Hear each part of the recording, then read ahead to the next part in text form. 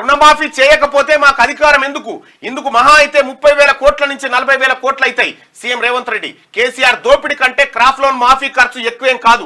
రైతులు మా కుటుంబ సభ్యులు, మా పరివారం. 15 ఆగస్టు లోపు 2 లక్షల రుణమాఫీ గ్యారంటీ. హరీష్ స్పీకర్ ఫార్మాట్ లో రాజీనామా చేసి లేఖను జేబులో పెట్టుకో. రిజర్వేషన్ల రద్దుకు మోడీ కుట్ర. బీజేపీ అంటే బ్రిటిష్ జనతా పార్టీ. అప్రమత్తంగా ఉండాలి. బీజేపీ తప్పుడు ప్రచారాలను తిప్పికొట్టాలి. సోషల్ మీడియా కార్యకర్తలతో సీఎం సమావేశం. రైతులకు రుణమాఫీ చేయకపోతే తమకు ఈ అధికారం ఎందుకని, తామున్నదే రైతుల కోసమని సీఎం రేవంత్ రెడ్డి స్పష్టం చేశారు. రైతులు ఎవరో కాదని, వాళ్ళంతా తమ కుటుంబ సభ్యులేనని చెప్పారు. ఎట్టి పరిస్థితుల్లోనూ రైతులకు ఇచ్చిన మాట తప్పేది లేదని, 15 ఆగస్టులోగా ఈ 2 లక్షల రుణమాఫీ చేసి తీరుతామని తెలిపారు. ఇంకా శుక్రవారం జూబ్లీహిల్స్ లోని తన కార్యాలయంలో కాంగ్రెస్ సోషల్ మీడియా వారియర్స్ తో రేవంత్ రెడ్డి సమావేశమయ్యారు. ఈ సందర్భంగా ఆయన మాట్లాడుతూ, రైతులు ఎవరో కాదు, వాళ్ళు మా పరివారం. రుణమాఫీకి ఎంత అవుతుంది? మహా అయితే 30 నుంచి 40,000 కోట్లు అవుతుంది. కానీ ఏమైతుంది?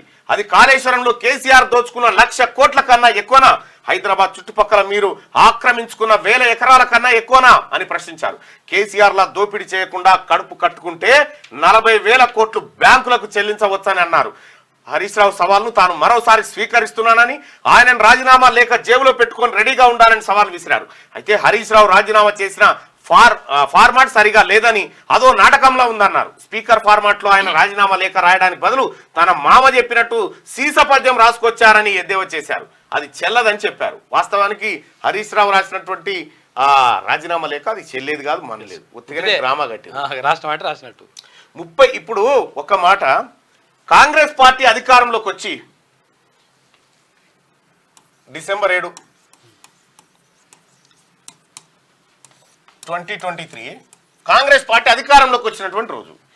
ఇవాళ ఏప్రిల్ 27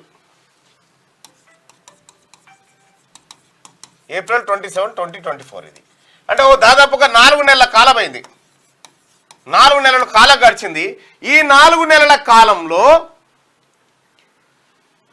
రాష్ట్ర ప్రభుత్వం, తెలంగాణ రాష్ట్ర ప్రభుత్వం, రేవంత్ రెడ్డి గారు 29,000 కోట్లు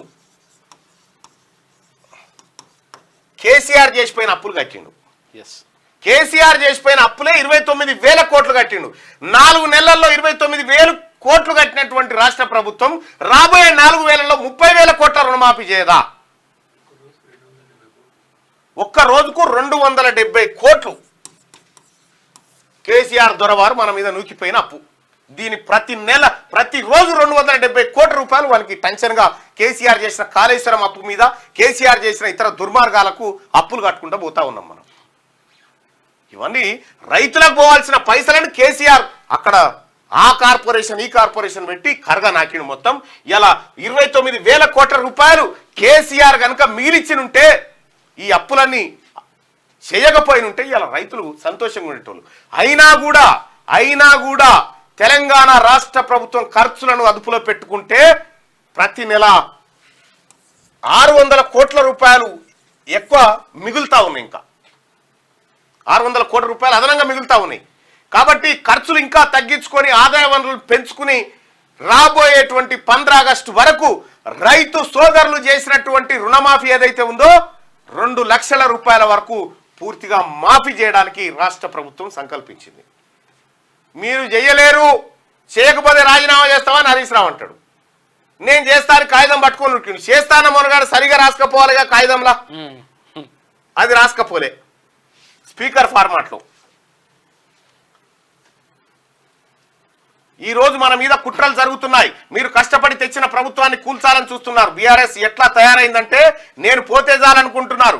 ఎందుకంటే నేనున్నంతసేపు వాళ్ళ ఆటలు సాగవు, కథలు చెల్లవు. తండ్రి కొడుకులకు మనల్ని చూస్తేనే పాములు జర్రులు బాకినట్లు అవుతున్నది, వాళ్ళ ప్యాంట్లు కూడా పచ్చిగా అవుతున్నట్టున్నాయి అని చెప్పి సీఎం రేవంత్ రెడ్డి నిన్న సోషల్ మీడియా వారియర్స్తో, కాంగ్రెస్ పార్టీ సోషల్ మీడియా వారియర్స్తో మాట్లాడుతూ త్వరలోనే సోషల్ మీడియా ఆగస్టు 16 తారీఖు సోషల్ మీడియా వారియర్స్తో ఆయన ప్రత్యేకంగా లంచ్ ప్రోగ్రాం ఏర్పాటు చేసుకుంటా ఉన్నాడు. ఈ లోపు చాలా కష్టపడాలని చెప్పి కాంగ్రెస్ పార్టీ కార్యకర్తలకు సోషల్ మీడియాలో విమర్శలను తిప్పికొట్టాలని చెప్పి నిన్న ఆయన సూచన చేశారు.